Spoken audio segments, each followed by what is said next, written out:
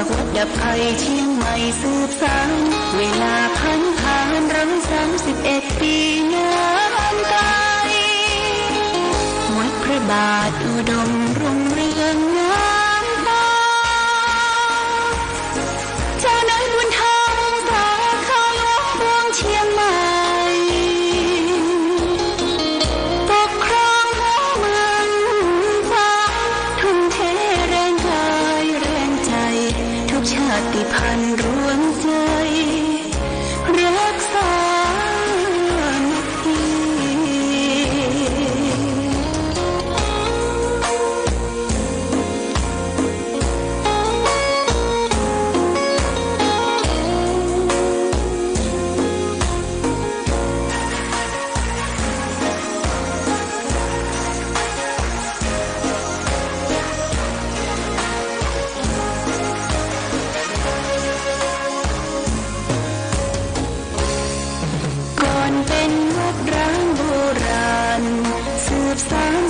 2524พระมหาราชครูเกษรา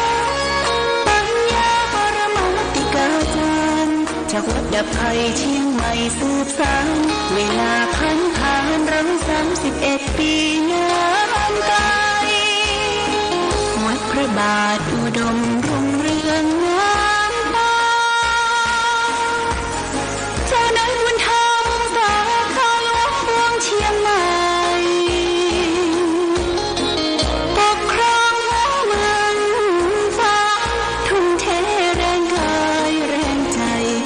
ชาติพันธุ์รวมใจรักษา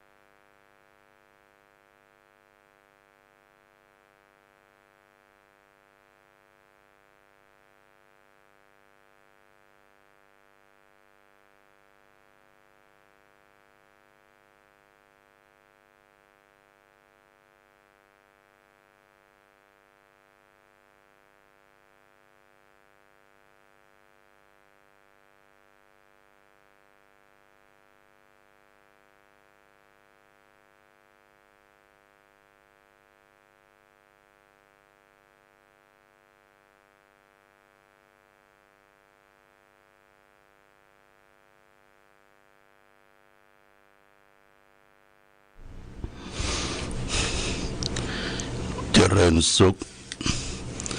ศรัทธาสาธุชนญาติโยมท่านพุทธบริษัททั้งหลายวันนี้รายการธรรมประทีปส่องต่างก็ได้มาพบปะกับพ่อแม่พี่น้อง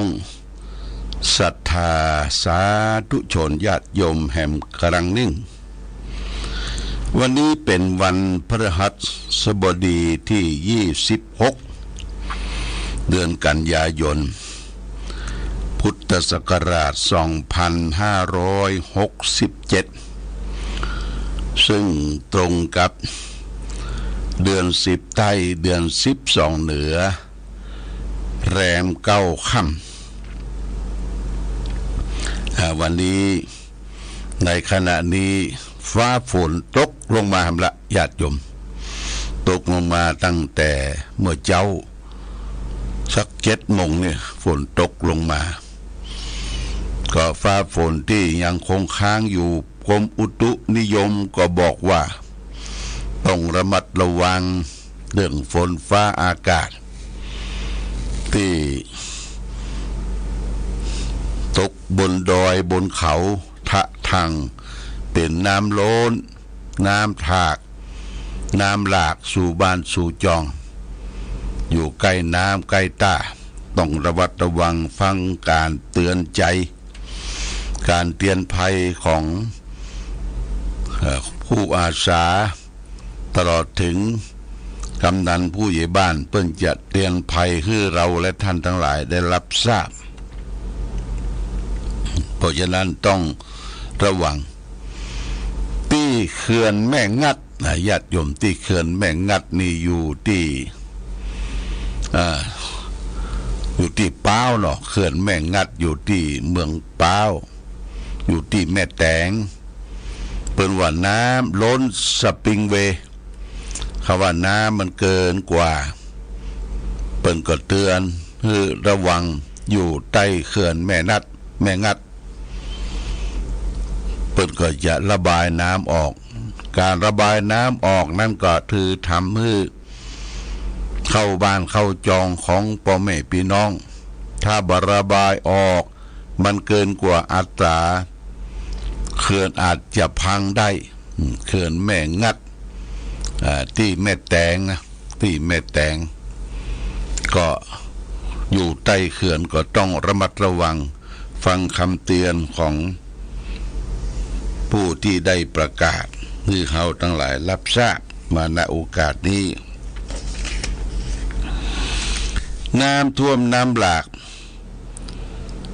ตะวานี่ก็ได้โอนสตางค์ไปถวายท่านพระครูอภิวัตรวัฒนวิกรมผอ.ขึ้นสีขาว 3,000 บาทเนาะญาติโยมที่ได้ร่วมด้วยช่วยกันที่ได้รับบริจาคมาก็มีหลวงพ่อ 3,000 บาทแม่แก้วลูนชัยตระกูล 1,000 บาทคุณกนกพิษชัยนา 1,000 บาทและก็อาจารย์นวลจันทร์อนันตรัตน์ 1,000 บาททั้งหมดนั้นก็มี 6,000 บาทได้โอนไปที่ห้างชัดที่ท่านอาจารย์มหาสมชาติ 3,000 บาทแล้วก็โอนไปช่วยเหลือที่เวียงป่าเป้าเพิ่นจะรวมกันทางคลื่นสีขาวก็จะไปรวมกันในวันที่28 3,000 บาทต้องขออนุโมทนากับญาติโยมท่านสาธุชนทั้งหลายที่ได้ให้ได้หอมได้ช่วยเหลือผู้ได้ตกทุกข์ได้ยากน้ำท่วมน้ำหลากเข้าบ้านเข้าจองเข้าของเปิ้นเสียหายมีคนตายอย่างที่ลำปางนี่ก็มีคนตาย 2-3 ศพนะญาติโยมปัดปลาเอาไปกับน้ำไปข้างขี้โคเป็นระยะต่างก็ประมาณสัก 2-3 กิโลอันนี้เกิดอุทกภัยยิ่งใหญ่ทุกที่ทุกแห่งทุกหนเขาก็ช่วยกันตามที่จะช่วยกันได้นะญาติโยมช่วยกันเท่าที่จะช่วยกันได้ช่วยกันไปมาเหลือบาวิสัยของเราท่านทั้งหลายอันนี้ก็ประชาสัมพันธ์ขอบคุณอนุโมทนากับท่านผู้ฟังทั้งหลายที่ได้ช่วยกันให้หอมช่วยกันบริจาคช่วยกันทำบุญสุนทานนี่ฝากไว้วันนี้ได้มาพบญาติโยมท่านสาธุชนทั้งหลายก็จะเอาสาระธรรมนำมาฝากเรื่องสมบัติของอุบาสกอุบาสิกาสมบัติของอุบาสกอุบาสิกาทางธรรมนี่มีอย่างพ้องเขาเป็นนักปฏิบัติธรรมเข้าวัดเข้าวาจำศีลภาวนาต้องรู้ค่าของสมบัติที่เราจะถึงประพฤติปฏิบัติสมบัติอุบาสกอุบาสิกา5 ประการ 1. ประกอบด้วยศรัทธา 2. มีศีลบริสุทธิ์ 3. ไม่ถือมงคลตื่นข่าวคือเชื่อกรรมไม่เชื่อมงคล 4. ไม่แสวงหาเขตบุญนอกพุทธศาสนา 5. บำเพ็ญบุญแต่ในพุทธศาสนาอุบาสกอุบาสิกามีสมบัติ5ประการเนี่ยและเว้นจากวิบัติ5ประการซึ่งวิปริตจากสมบัตินั้นก็ถือว่าเราได้เข้าถึงได้เข้าใจทีนี้จะมาอธิบายคือญาติโยมท่านทั้งหลายได้รับทราบว่าสมบัติของเฮาที่หูเข้าใจ 1. ประกอบด้วยศรัทธาศรัทธานี้แปลว่าความเชื่อความเลื่อมใสแล่นไปอย่างลงในสิ่งที่ควรเชื่อศรัทธานี่นะเขาจะมักจะถามว่าเฮาเชื่อเฮาศรัทธาวัดไหนจองไหนที่ไหนเป็นศรัทธาร่วมกันพัฒนาวัดในสถานที่นั้นศรัทธาและก็ศรัทธาข้อหนึ่งแล้วเขาเกิดศรัทธาและก็ข้อที่2ปฏิบัติตามมาก็คือมีศีลบริสุทธิ์ศีลบริสุทธิ์เนี่ยนับตั้งแต่ศีล5ศีล8โดยเฉพาะศีล5ญาติโยมท่านทั้งหลาย 1. ศีลบริสุทธิ์นั่นคือบ่ฆ่าสัตว์ตัดชีวิตสัตว์ที่มีชีวิตหน่ออินทรีย์บ่ฆ่าด้วยตัวเองบ่สั่งให้ผู้อื่นฆ่าแต่ว่าเฮาไปซื้อของตามตลาดที่เปิ้นเป็นจิ้นเป็นปลาที่มันทำสำเร็จอันนี้ก็บ่เป็นหยังเฮาบ่ฮู้บ่เห็นตัวแต่ถ้าไปสั่งฆ่าสั่งคนนั้นคนนี้ทำหรือก็ศีลเฮาก็ดังก็พลอยไปศีลข้อที่1ศีลด่างพลอยไปข้อที่1คือปานาติปาตาเวรมณีสิกขาปะทังสมาธิยามิพึงเว้นจากการฆ่าสัตว์ตัดชีวิตเบียดเบียนสัตว์เล็กสัตว์น้อยศีลข้อที่2ที่จะต้องให้มันบริสุทธิ์คือเว้นจากการถือเอาสิ่งของที่เจ้าของไม่ได้ให้โดยอาการขโมยหยิบฉวยของบุคคลอื่นนี่ต้องระมัดระวังญาติโยมต้องระมัดระวังอาตมาถือนักถือหนาว่าไปที่ไหนเนี่ยรองเท้ามักจะหายละปะรองเท้าบะปะของรองเท้าเกิดของตนเองก็บ่เอาของไผญาติโยมปล่อยมันไปปล่อยมันไปเปิ้นใครได้เปิ้นใครไปใจกลัวไปเอาของคนอื่นมาก็เปิ้นจะเดือดร้อนนั่นบ่ใช่ของเฮาอันนี้เรื่องรองเท้าเรื่องของคนอื่นจะไปยิบฉวยของคนอื่นมาใจมาบริโภคมาดำเนินในการครอบครองสิ่งนั้นศีลข้อที่3ในศีล5ก็คือจะไปละเมิดของรักของชอบใจของอื่นเขาคือมีศีลมีธรรมโดยเฉพาะอย่างยิ่งผู้มีอายุขึ้นมาจะไปเจ้าชู้หลายใจจะเป็นเมียงไม้แปลงตาลิ้วตาน้อยใส่คนอื่นแม่ห้างนางสาวหรือผู้หญิงไปเมียงไม้ต่อผู้ชายเนี่ยผู้เลยเจ้าบัญญัติศีลข้อที่3ไว้ก็เพื่อป้องกันความเดือดร้อนวุ่นวายในครอบครัวของเฮาครอบครัวของเฮาถ้ามีคนมาเตมาแตกมาฟุ้งมาวุ่นวายก็หาความสุขบ่ได้ญาติโยมนะนี่เปิ้นบัญญัติศีลข้อที่ คือข้อกาเมสุมิจฉาจาราเวรมณี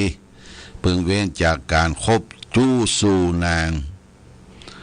ศีลข้อที่สี่คือศีลบริสุทธิ์เฮาก็คือจะไปอู้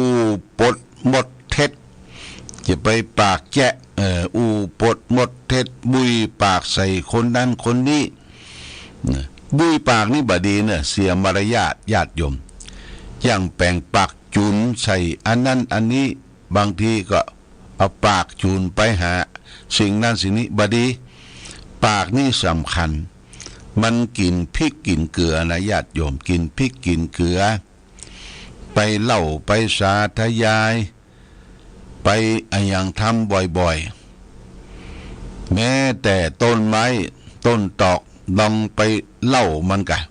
ไปอู้มันอ่ะมันเหี่ยวเลยนะญาติโยมมันเหี่ยวมันหงอยเหงาเพราะฉะนั้นปากกินพริกกินเกลือจะไปเล่าจะไปสาธยายจะไปสร้างความเดือดร้อนให้แก่ตนเองและคนอื่นย่างบุ้ยปากใส่นั้นใส่คนนั้นคนนี้บางทีก็ไปถุยน้ำลายบ้วนน้ำลายขากคีเตอร์ขากหยังกระทบกระเทือนคนอื่นเขาเพื่อรักษามารยาทตัวนี้นี่กัดสหับปากไว้ศีลข้อที่ห้า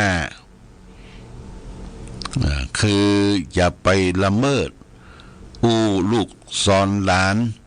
ของเสพติดของมึนเมาต่างๆที่มีเกิดขึ้นในปัจจุบันคนขายคนอย่างเปิ้นบ่เมาเปิ้นต้องการเอาสตุ้งสตางค์โดยเฉพาะอย่างยิ่งสุรายาเมาเราได้ยินข่าวที่ในกรุงเทพมีการจำหน่ายขายยาดองสมุนไพรเอาเหล้าขาวมาดองเอาสารพิษเข้าไปใส่สมุนไพรบอกว่าเป็นอะไรอย่างดองแล้วก็ขายให้คนกินแรงงานทั่วไปกินใหม่ๆก็รู้สึกว่าซาบซ่านดีแข็งแรงดีเอาเข้าไปบาดไส้บาดปุ่มไปทำลายปอด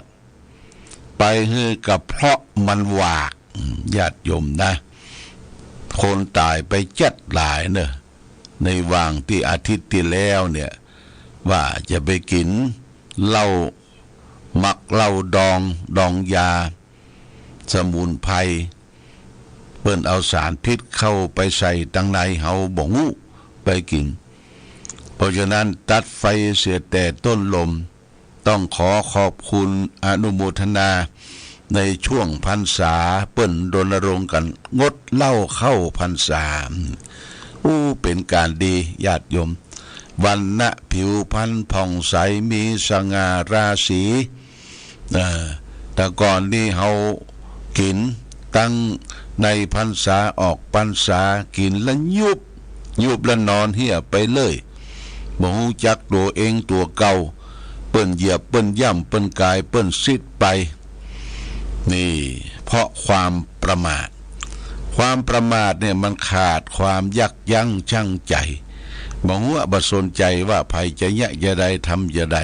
ตั้งอยู่ในความประมาทเมื่อถูกสุราเข้าครอบงำเนี่ยศีลข้อห้าพึงเว้นจากการดื่มสุราและเมลัยอันเป็นเครื่องดองของเมาอันเป็นที่ตั้งแห่งความประมาทนี่ข้อสองเนี่ยคือสมบัติของอุบาสกอุบาสิกามีศีลบริสุทธิ์ข้อสามสมบัติอุบาสกอุบาสิกาไม่ถือมงคลตื่นข่าวคือเชื่อกรรมไม่เชื่อมงคลตื่นข่าวเล่าลือกันไปทั่วว่าตนบุญเกิดที่หั่นที่นี่บางทีบ่ใจต่างพระพุทธศาสนาปากันปัดปั่นกันไปไว้ไปสาบ่เชื่อกรรมของตนเองที่กระทำบ่เชื่อผลของกรรมที่เกิดขึ้นกับตนเอง ไปเชื่อมงคลตื่นเต่าเล่าลือสาธยาย โดยเฉพาะอย่างยิ่งเมารถเมาเรือกันไปไหว้ไปสักการะบูชานี่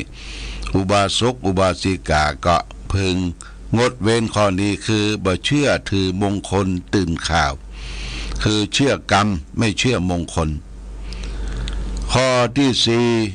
สมบัติอุบาสกอุบาสิกาบำเพ็ญบุญไม่แสวงหาเขตบุญนอกพุทธศาสนาทำบุญนอกพุทธศาสนานี่เปิ้นบัญญัติมาตั้งแต่สมัยพุทธกาลสมัยพระพุทธเจ้ามีเจ้าลัทธิมีเดียรถีคนนอกพุทธศาสนาแข่งกันในสมัยนั้นพระพุทธเจ้าบัญญัติว่าไม่แสวงหาบุญเขตบุญนอกพุทธศาสนาเมื่อเรามีศาสนาประจำจิตประจำใจมีองค์พระสัมมาสัมพุทธเจ้าอยู่ในจิตในใจจะเป็นคนหลายใจนับอันนั้นก็นับอันนั้นก็น่านับถือนี่ก็น่านับถือชิปาถะมีโยมคนหนึ่งอยู่ที่ร้านอาหารที่เชียงดาวเดี๋ยวญาติโยมว่าเปิ่นเล่าให้ฟังว่าตื่นขึ้นมาเนี่ยใช้เวลาเกินชั่วโมงไปไหว้เจ้าที่เจ้าแดนจอกใดแจ่งใดไหว้สปะนี่สิ่งทั้งหลายทั้งปวงเนี่ยถ้าเรานับถือพระพุทธศาสนาแล้วก็บ่ต้องไปกลัวหยังพระพุทธเจ้าเป็นสนะเป็นที่เปิ้งของเราและท่านทั้งหลายขึ้นต้นโดยนะโมตัสสะภะคะวะโตอะระหะโตสัมมาสัมพุทธัสสะข้าพเจ้าขอเอาพระพุทธพระธรรมพระสงฆ์เป็นสนะเป็นที่พึ่งนอบน้อมแด่พระสัมมาสัมพุทธเจ้าเป็นผู้ไกลจากกิเลสตรัสรู้ชอบได้โดยพระองค์เองในญาติโยมหายใจเข้าพุทธหายใจออกโทไม่แสวงหาเขตบุญนอกพุทธศาสนาข้อ5สุดท้ายอุบาสกอุบาสิกาบำเพ็ญบุญแต่ในพุทธศาสนาบำเพ็ญบุญแต่ในพุทธศาสนาโดยการฮือตาโดยการรักษาศีลปั่มเพ็งเจริญภาวนาตามศีลภาวนานี่เป็นหลักใหญ่ของเราชาวพุทธทั้งหลายทุกท่านทุกคน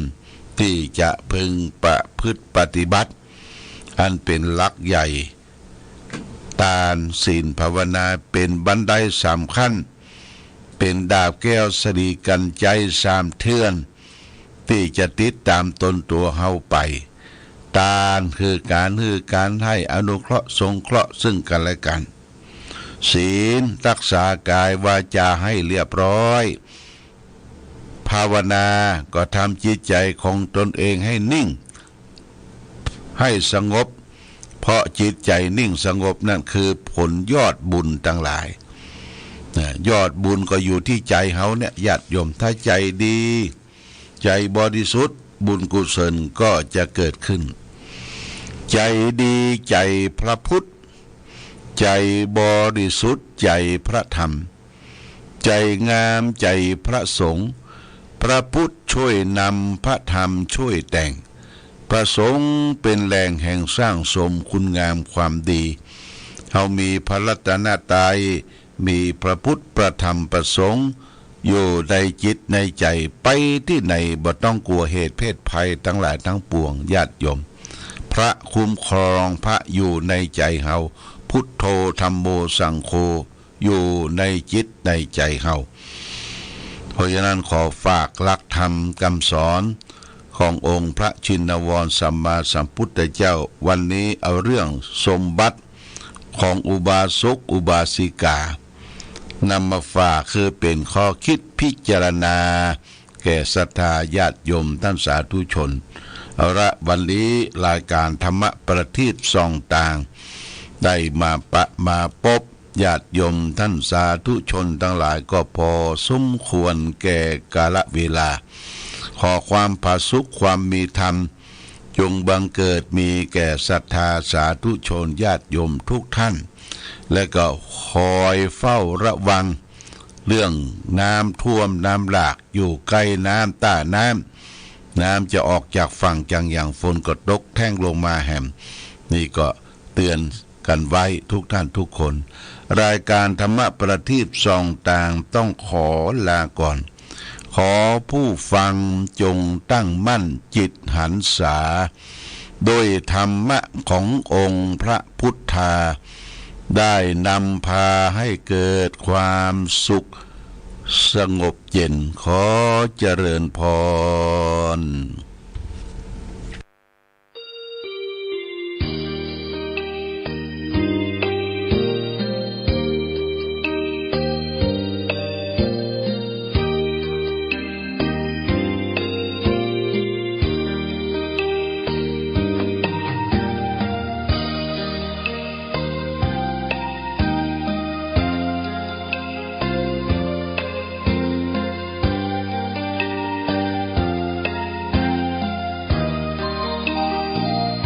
เวียงฟ้างเมืองบุญอุ่นไอ